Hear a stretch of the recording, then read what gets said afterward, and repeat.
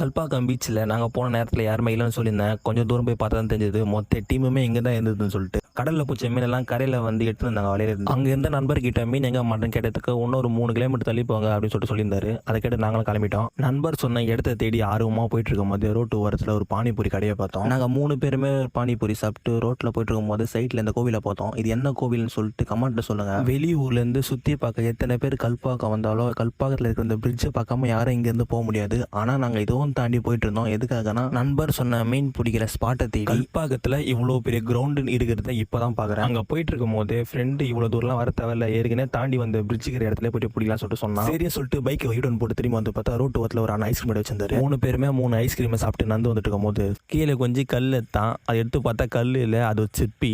அவன் சிப்பி எடுத்து பார்த்து கீழே ஒரு குட்டி நண்டு பிடிச்சி அவங்ககிட்ட காட்டினேன். மணி கரெக்டாக 7 மணி ஆகுது. இன்னும் கல்பாக்கம் பீச்சில் காரியம் மீன் பிடிக்க தான் வந்தோம். ஆனால் மீன் பிடிக்கல.